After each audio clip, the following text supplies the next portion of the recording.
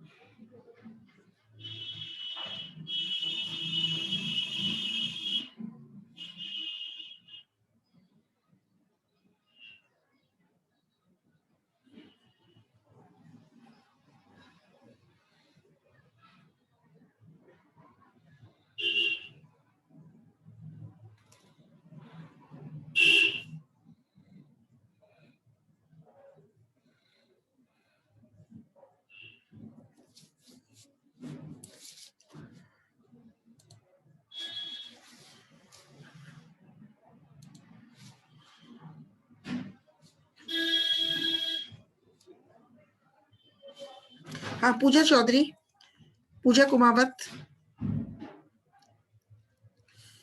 पूजा चौधरी, पूजा चौधरी,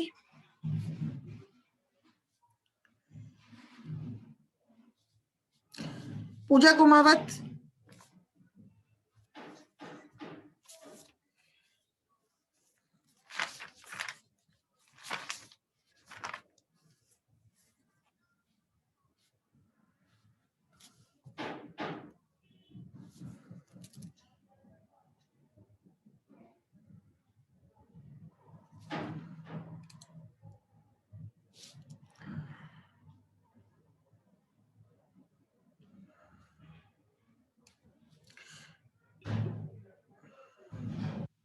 सोनिया, सोनिया,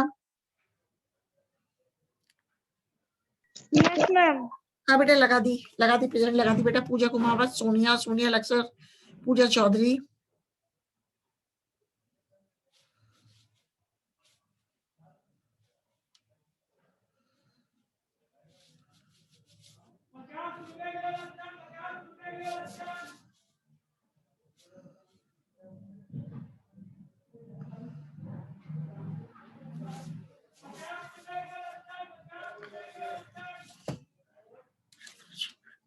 अनीता जांगड़,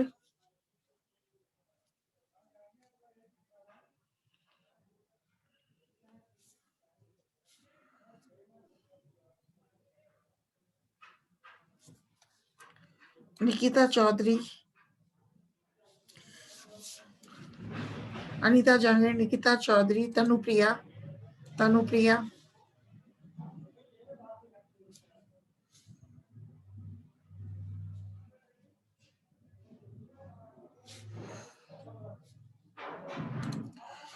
पिंकी चौधरी,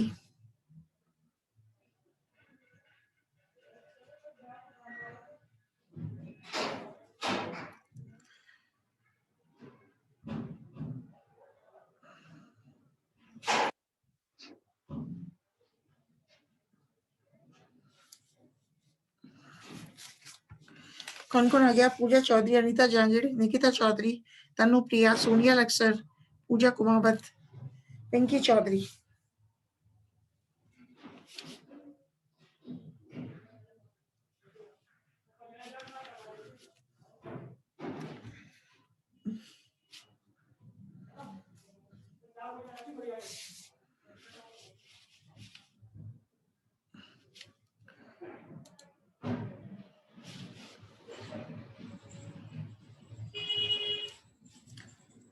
निकिता चौधरी,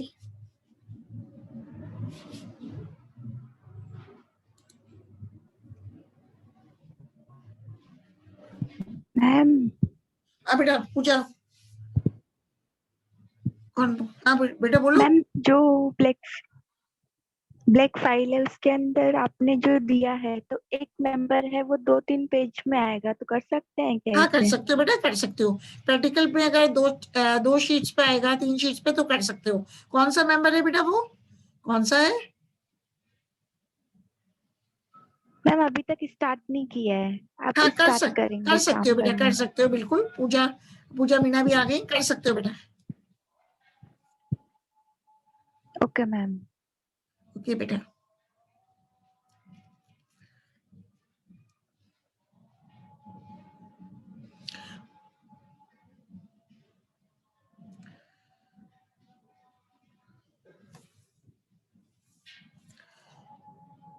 प्रिया राठौड़ भी आ गई।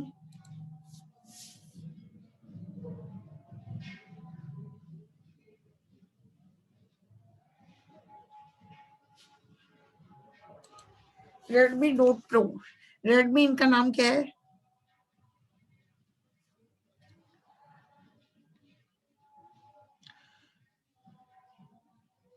Good evening ma'am. Good evening बेटा, गुड इवनिंग। ये रेडमी बेटा आपका नाम क्या है, इसको चेंज करो। क्या नाम है? रेडमी मत लिखो यहाँ। निकिता अंजना आ गई। हाँ बेटा, रेडमी बेटा आपका नाम ओके क्या है? मैम। अच्छा बेटा, निकिता अंजना प्रतिभा। मैम हाँ बेटा। मैं और एक संध्या है, वो दोनों एक ही डिवाइस से क्लास ले रहे हैं। अच्छा नो प्रॉब्लम बेटा, ठीक है, कोई दिक्कत नहीं है। संध्या मीना है ना, संध्या मीना लगा देंगे बेटा अटेंड। कौन और आप कौन हो, और आपका नाम क्या है संध्या की जगह? कौन? प्रिया राठौर। प्रिया राठौर, ठीक है बेटा। प्रिया प्रिया राठौर। लगा दूंगी बेटा, प्रिया संध्या की भी लगा देती हूँ, आपकी भी प्रेजेंट हो गई। Okay ma'am, thank you ma'am. Okay बेटा, ओके।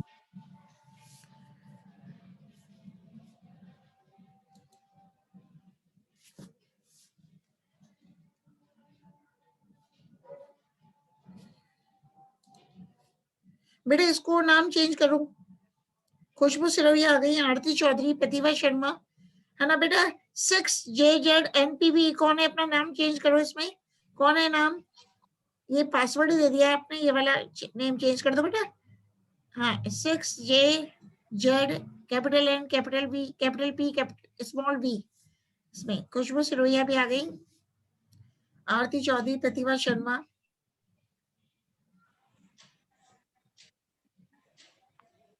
ज्योति सेन भी आ गई। दीपा, दीपा नए आए हो बेटा ये, या दीपा शर्मा? दिव्या शर्मा थी ना दीपा, आज ही आए हो क्या, आज या कल से आए हो? Deepa, Deepa good evening ma'am. Good evening बेटा, गुड यस इवनिंग। मैम। अच्छा दीपा लगा दूंगी बेटा, आपकी दीपा है ना।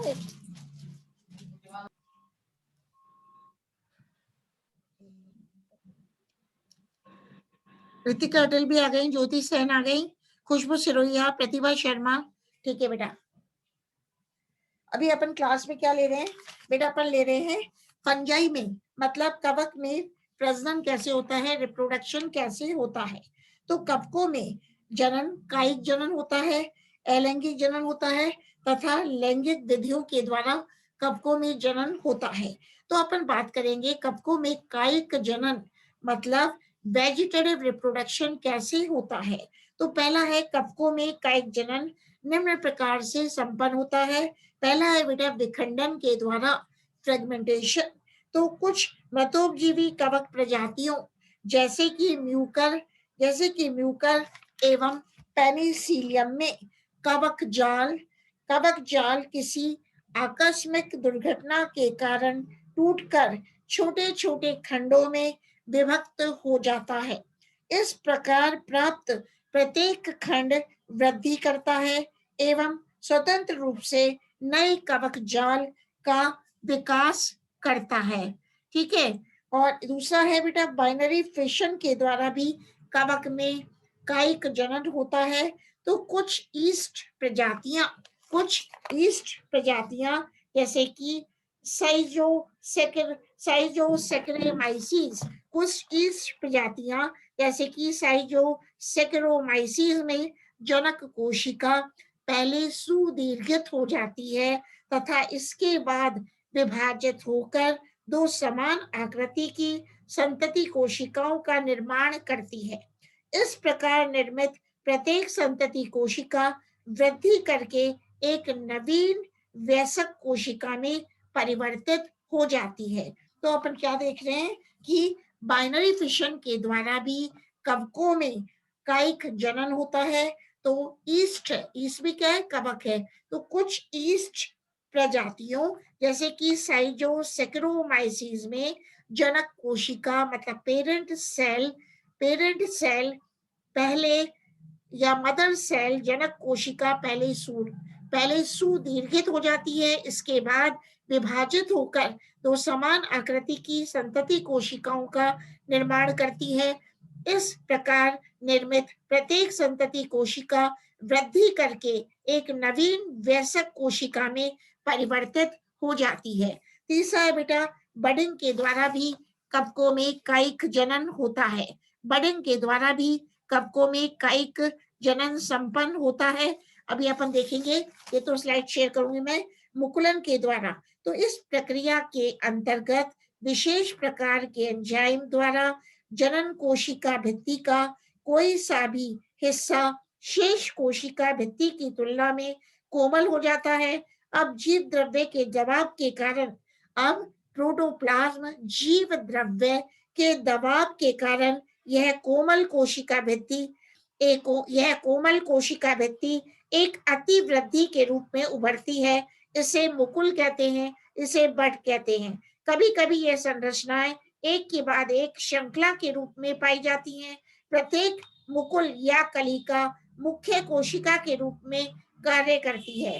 तो एस्कोमाइसिटीज के कुछ सदस्यों के एस्कोस्पोर्स एवं क्लास बेसिडियोमाइसिटीज के कुछ सदस्यों के बेसिडियो बीजाणुओं में भी इसके समान मुकुलन पाया जाता है। अब बेटा ये स्लाइड देख पा रहे हो आप? स्लाइड शेयर कर रही हूँ तो दिख रहा है आपको? दिख रहा है बेटा सभी को? दिख रहा है ना डायग्राम? ठीक है बेटा। Yes ma'am. Yes ma'am. बेटा फंजाई में गेमी के द्वारा भी कायिक जनन होता है।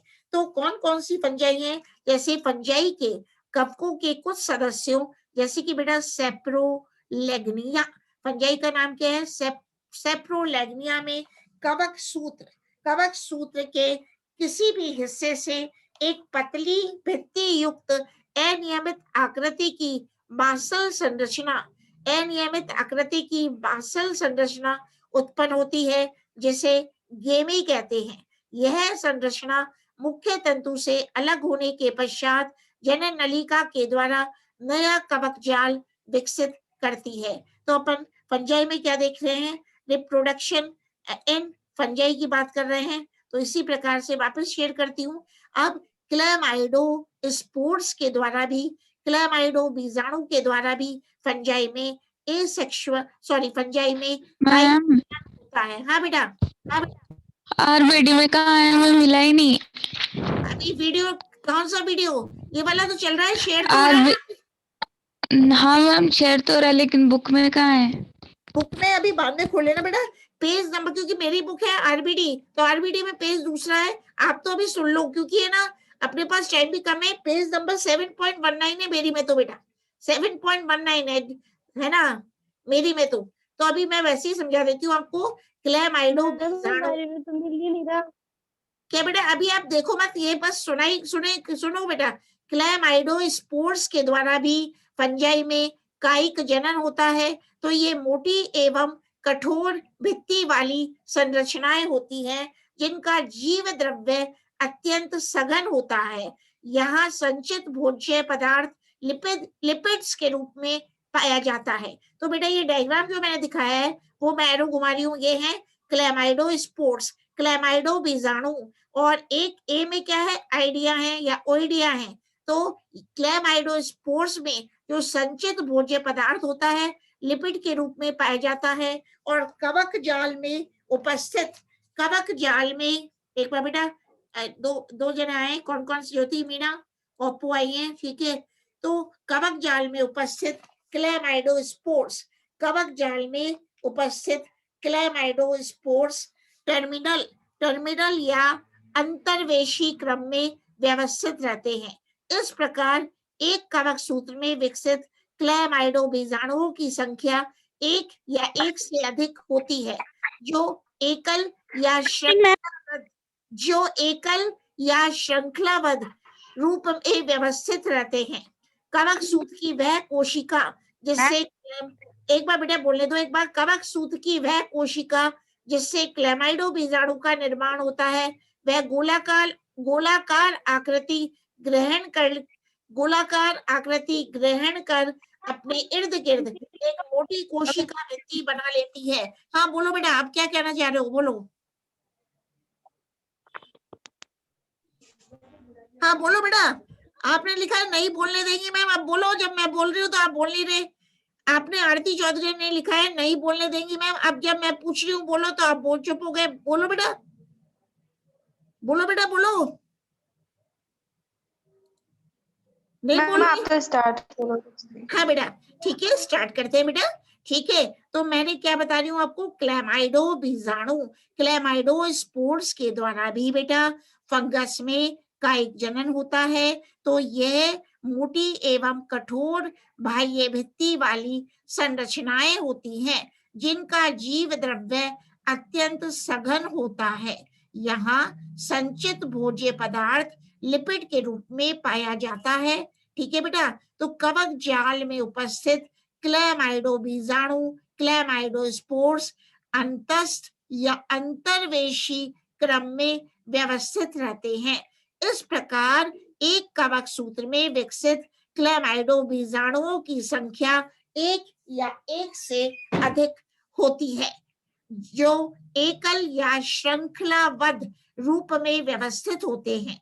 तो कवक सूत्र की वह कोशिका जिससे क्लेमाइडो बीजाणु का निर्माण होता है, वह गोलाकार आकृति ग्रहण कर अपने इर्द गिर्द एक मोटी कोशिका भित्ति बना लेती है। जैसे कि बेटा आप बी डायग्राम में देख रहे हो। ठीक है, तो इन बीजाणुओं का निर्माण प्रतिकूल परिस्थितियों में होता है। ये जो बी डायग्राम में आपको क्लेमाइडो बीजाणु का डायग्राम दिख रहा है, इनका निर्माण कब होता है बेटा, जब कंडीशंस अनफेवरेबल होती हैं, मतलब क्लेमाइडो स्पोर्स का निर्माण प्रतिकूल परिस्थितियों में होता है। और जब परिस्थितियां अनुकूल होती है, जब कंडीशंस फेवरेबल होती हैं, तो क्लेमाइडो स्पोर्स अंकुरित होकर नए कवक जाल का निर्माण करते हैं। तो उदाहरण क्या है बेटा, इसका एग्जाम्पल है फ्यूजेरियम नामक कवक में, फ्यूजेरियम नामक फंगस में क्या बनता है, क्लेमाइडो बीजाणु बनते हैं। इसी प्रकार हिस्टोप्लाज्मा नामक फंगस में भी क्लेमाइडो स्पोर्स का निर्माण होता है। इसी प्रकार हमने ये देखा गेमी के द्वारा भी बेटा फंगस में कायिक जनन होता है। जैसे कि कुछ कवक प्रजातियों या कुछ कवक सदस्यों, जैसे कि बेटा सेप्रोलेग्निया में कवक सूत्र के किसी भी हिस्से से एक पतली भित्ति युक्त अनियमित आकृति की मासल संरचना उत्पन्न होती है, जिसे गेमी कहते हैं। यह संरचना मुख्य तंतु से अलग होने के पश्चात जनन नलिका के द्वारा नया कवक जाल विकसित करती है। अब अपन बात करते हैं ओइडिया। ओइडिया या इसको और क्या बोलते हैं, आर्थ्रोस्पोर्स, आर्थ्रोस्पोर्स या ओइडिया। तो कहने का मतलब है बेटा, ओइडिया के द्वारा भी फंगस में, कवकों में क्या होता है, कायिक जनन संपन्न होता है। तो ओइडिया क्या होते हैं, ये देखो चित्र ए में, डायग्राम ए में आपको ओइडिया दिख रहे हैं। माइसीलियम है, ये तो कवक जाल है, कवक जाल के ऊपर क्या बन रहे हैं, ओइडिया का फॉर्मेशन हो रहा है। तो ओइडिया क्या है बेटा, कि ये विशेष प्रकार की बीजाणु संरचनाएं हैं। कवक तंतु शीर्ष भाग की ओर से बारंबार पट निर्माण के द्वारा खंडित हो जाता है। इस प्रकार का पट निर्माण तलाभिसारी क्रम में होता है तथा इन खंडों को ओइडिया कहते हैं या आर्थ्रोस्पोर्स कहते हैं, आर्थ्रो बीजाणु कहते हैं। इनके मध्य के पट द्विपटीय होते हैं, जिससे ओइडिया आसानी से पृथक हो जाते हैं। जैसे कि ओइडिया या आर्थ्रोस्पोर्स कौन सी फंगस में पाए जाते हैं, ये नाम याद रखना है। इनका नाम है ट्राइकोस्पोरा या जियोट्राइकम, ट्राइकोस्पोरा या जियोट्राइकम। तो ये तो था बेटा फंगस में कायिक जनन। अब अपन बात करते हैं कि फंगस में अलैंगिक जनन कैसे संपन्न होता है। तो अपन देखते हैं how the asexual reproduction occurs in fungus. तो प्रजनन की वह प्रक्रिया जिसके अंतर्गत विशेष प्रकार की जनन संरचनाओं अर्थात बीजाणु, स्पोर्स या प्रोपेग्यूल्स का निर्माण होता हो तथा ये संरचनाएं बिना किसी संलयन के सीधे ही नए पादप शरीर के रूप में विकसित हो जाती हैं, तो इसे अलैंगिक जनन कहते हैं, एसेक्सुअल रिप्रोडक्शन कहते हैं। अब समझने की बात क्या है कि अलैंगिक जनन में मतलब एसेक्सुअल रिप्रोडक्शन में युग्मकों का निर्माण नहीं होता है, गेमेट्स का निर्माण नहीं होता है। किसी भी पादप प्रजाति के प्रसार एवं प्रवर्धन के लिए अलैंगिक जनन अत्यंत महत्वपूर्ण है। ठीक है, अत्यंत ही महत्वपूर्ण है क्योंकि इस प्रक्रिया में एक समय में एक से अधिक पादप इकाइयां विकसित होती हैं। तो विभिन्न कवक प्रजातियों में अलैंगिक जनन की प्रक्रिया में बहुत अधिक विविधता पाई जाती है तथा इसमें अनेक प्रकार के बीजाणु उत्पन्न होते हैं। अतः विभिन्न कवक संवर्गों के अभिनिर्धारण में विभिन्न कवक संवर्गों के अभिनिर्धारण में इन बीजाणुओं की आकारिकी प्रकृति तथा इनके विकसित होने की प्रक्रिया का महत्वपूर्ण स्थान है। अब बात करते हैं कि इनके निर्माण की प्रक्रिया के आधार पर एसेक्सुअल स्पोर्स को, अलैंगिक बीजाणुओं को दो वर्गों में बांटा गया है। पहले तो मैं बात कर रही हूँ आपको स्पोरेंजियोस्पोर्स, स्पोरेंजियोस्पोर्स जिसको कहते हैं धानी बीजाणु। दूसरा है बेटा कोनिडिया। तो ये अपन डायग्राम देख रहे हैं। डायग्राम पहले तो आप देखो, ये वाले बहुत ही क्लियर डायग्राम है। अचल बीजाणु धानी, ये डायग्राम किसका दिख रहा है अपन को? अचल बीजाणु धानी का। और अचल बीजाणु धानी में क्या बन रहे हैं? अचल बीजाणुओं का निर्माण हो रहा है। और जो बी डायग्राम आपको दिख रहा है ये है चल बीजाणु धानी का, जिसको कि आप जूस्पोरेंजियम कहते हो। तो जूस्पोरेंजियम में बेटा क्या बनेंगे? जूस्पोर्स बनेंगे। मतलब एक है चल बीजाणु धानी, चल बीजाणु धानी के अंदर चल बीजाणु बनते हैं जो कि बाइफ्लैजिलेट होते हैं। तो अपन को ए डायग्राम किसका दिखाया है? अचल बीजाणु धानी का, जिसमें कि अचल बीजाणु बन रहे हैं। और बी और सी डायग्राम किसके बताएं? चल बीजाणु धानियों के।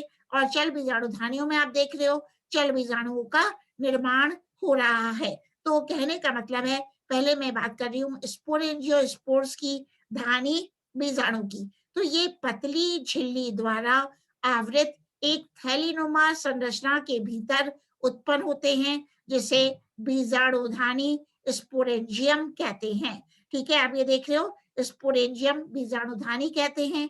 यह बीजाणुधानी एक ऊर्ध्व संरचना स्पोरेंजियोफोर बीजाणुधानीधर पर विकसित होती है। जैसे कि डायग्राम में देख रहे हो बेटा, ये जो स्पोरेंजियम है किस पे विकसित होती है? स्पोरेंजियोफोर पर विकसित होती है। तो यह बीजाणुधानी, यह स्पोरेंजियम एक ऊर्ध्व संरचना स्पोरेंजियोफोर बीजाणुधानीधर पर विकसित होती है। एक प्रारूपिक बीजाणुधानी बहुकेंद्रीय मल्टीन्यूक्लिएट संरचना होती है। आप देख रहे हो जो बीजाणुधानी है कैसी है? मल्टीन्यूक्लिएट बहुकेंद्रीय संरचना होती है, जिसकी अंतर वस्तुएं विदलन, क्लीवेज एवं रूपांतरण मेटामॉर्फोसिस के द्वारा असंख्य एक केंद्रीय बीजाणु बनाती हैं। मतलब कि क्या बताया? एक प्रारूपिक बीजाणुधानी बहुकेंद्रीय संरचना होती है, जिसकी अंतर वस्तुएं क्लीवेज, विदलन एवं रूपांतरण के द्वारा असंख्य एक केंद्रीय बीजाणु बनाती हैं। इस तरह निर्मित होने वाले बीजाणु दो प्रकार के होते हैं। एक तो है बेटा चल बीजाणु, जो कि आप ए डायग्राम में देख रहे हो। दूसरा है अचल बीजाणु, जो कि आप बी एंड सी डायग्राम में देख रहे हो। तो अचल बीजाणु, सॉरी, चल बीजाणु किसमें दिखाई दे रहे हैं? चल बीजाणु का मतलब बेटा जूस्पोर्स। ये बी और सी डायग्राम में क्या दिख रहे हैं? चल बीजाणु। अचल बीजाणु ए डायग्राम में। अब अपन बात करते हैं चल बीजाणु की, जूस्पोर्स की। किसकी बात करेंगे? चल बीजाणु की, जूस्पोर्स की, जो कि आपको बी और सी डायग्राम में दिख रहे हैं। तो ये चल बीजाणु, ये कशाभिका युक्त संरचनाएं होती हैं। मतलब जो चल बीजाणु हैं उसमें कशाभिकाएं पाई जाती हैं, जो जलीय कवक प्रजातियों व फाइकोमाइसिटीज संवर्ग के सदस्यों में निर्मित होती हुई देखी जा सकती हैं। ये चल बीजाणु जिन संरचनाओं में विकसित होते हैं उनको चल बीजाणुधानी कहते हैं। मतलब zoospores are formed inside the zoosporangium. मतलब चल बीजाणुओं का निर्माण चल बीजाणुधानी में होता है। तो एक प्रारूपिक चल बीजाणुधानी अंडाकार, गोलाकार या नाशपाती के आकार की या बेलनाकार संरचना होती है। तो बेटा ये जो अपन देख रहे हैं, जो चल बीजाणुधानी है, जो स्पोरेंजियम है, वो कैसी है? चल बीजाणुधानी अंडाकार भी हो सकती है, ओवल भी हो सकती है, गोलाकार भी हो सकती है, स्फेरिकल भी हो सकती है, या नाशपाती के आकार की पायरिफॉर्म या बेलनाकार सिलेंड्रिकल संरचना होती है, जो लंबवत रूप से या ऊर्ध्व दिशा में वृद्धि कर रहे कवक सूत्रों के ऊपरी सिरों पर विकसित होती है। तो क्लास संवर्ग, हाँ बेटा। मैम आपकी वॉइस नहीं आई थी। चल बीजाणु है ना जो स्पोर, इसको वापस बता दो। इसको अच्छा, एक प्रारूपिक चल बीजाणुधानी अंडाकार होती है बेटा, गोलाकार होती है, स्फेरिकल होती है, या नाशपाती के आकार की पायरिफॉर्म भी होती है, या चल बीजाणुधानी बेटा बेलनाकार सिलेंड्रिकल होती है। तो क्लास संवर्ग फाइकोमाइसिटीज के गण पेरेनोस्पोरेल्स, कौन सा गण है, कौन सा ऑर्डर है? पेरेनोस्पोरेल्स के सदस्यों में आशुपाती चल बीजाणुधानी विकसित होती है, जिसमें विकसित बीजाणु नम वातावरण में तो सामान्य चल बीजाणुओं के समान व्यवहार करते हैं, लेकिन शुष्क वातावरण में इनका व्यवहार अचल बीजाणुओं के समान होता है, तथा इनके अंकुरन से एक जनन नलिका विकसित होती है। चल बीजाणु भी कवक प्रजातियों में निम्न प्रकार के पाए जाते हैं। कौन कौन से कवक बीजाणु हैं, मतलब कवक कौन कौन से चल बीजाणु हैं? तो अपन देखते हैं। पहला है बेटा पोस्टीरियर यूनिफ्लैजिलेट जूस्पोर्स, पश्चज एक कशाभिकी चल बीजाणु। तो इन चल बीजाणु संरचनाओं में केवल एक प्रतोद या चाबुक प्रकार की विप्लश टाइप की कशाभिका पश्चज भाग पोस्टीरियर साइड में अवस्थित होती है, पाई जाती है, जैसे कि सिनकाइट्रियम। मतलब सिनकाइट्रियम नामक फंगस में जो चल बीजाणु होते हैं उनमें एक प्रतोद विप्लश टाइप की कशाभिका फ्लैजिलम पाई जाती है, और ये कशाभिका कहाँ होती है? पश्चज भाग पे होती है, पोस्टीरियर साइड पे होती है। तो इस प्रकार के चल बीजाणुओं की आकृति टेडपोल के समान, टेडपोल लाइक या नाशपाती जैसी होती है। इसी प्रकार हम बात करते हैं अब एंटीरियर यूनिफ्लैजिलेट जूस्पोर्स। एंटीरियर यूनिफ्लैजिलेट जूस्पोर्स, हाँ बेटा, बेटा बोलो। मैम वॉइस नहीं आ रही आपकी। अब देखो, अब आई बेटा। मैम हाँ रिकॉर्डिंग चल रही है। अब आई वॉइस आई? अब हाँ आई वॉइस। मैम बीच में कट रही है। अब बोलना। अब आ गई। Yes ma'am. ठीक है बेटा, तो अब अपन किसकी बात कर रहे हैं? ओके बेटा, एंटीरियर यूनिफ्लैजिलेट जूस्पोर्स की अग्रस्त एक कशाभिकी चल बीजाणु। तो इस प्रकार के चल बीजाणुओं में एकमात्र कुर्ची सम टिंसल कशाभिका अग्रस्त सिरे पर पाई जाती है। जैसे कि कौन सी क्लास है, संवर्ग कौन सा है? हाइपोकाइटिडियोमाइसिटीज के सदस्य, जैसे कि कौन सा सदस्य है बेटा? राइजिडियोमाइसिस में जो स्पोर में एक ही कशाभिका पाई जाती है, लेकिन कशाभिका कहाँ पाई जाती है? एंटीरियर साइड पे। तो देखना, मैं एक बार चित्र दिखा रही हूँ आपको, जो चित्र है, डायग्राम है, वो देख लो पहले। कवकों के विभिन्न वर्गों में चल बीजाणु। तो ये डायग्राम मैं आपको दिखा रही हूँ, ये है काइटिडियोमाइसिटीज का। किसका है ये डायग्राम? काइटिडियोमाइसिटीज का। इसमें कौन सा कशाभिका पाया जाता है? विप्लश टाइप ऑफ फ्लैजिलम पाया जाता है, ये लिखा हुआ विप्लश। और दूसरा जो बी डायग्राम है उसमें क्या है? कौन सा है ये? हाइफोकाइटिडियोमाइसिटीज में है। और इसका फ्लैजिलम कौन सा है? Tinsel flagellum. टिंसल का मतलब है इस पे हेयर पाए जाते हैं, रोम पाए जाते हैं, मस्टिगोनिम्स पाए जाते हैं। और सी और डी डायग्राम किसके हैं? oomaicides के। वो कवक जो कि oomaicides क्लास में आती है। तो आप देखते हो ये बाइफ्लैजिलेट है। एक तो कशाभिका कैसा है? विप्लश टाइप ऑफ फ्लैजिलम, एक है टिंसल टाइप ऑफ फ्लैजिलम। तो किसकी बात करेंगे अभी अपन? बाइफ्लैजिलेट जूस्पोर्स की। किसकी बात कर रहे हैं? द्विकशाभिकी चल बीजाणु, जो कि आपको सी और डी डायग्राम में दिखाए गए हैं। तो किसकी बात कर रहे हैं बेटा?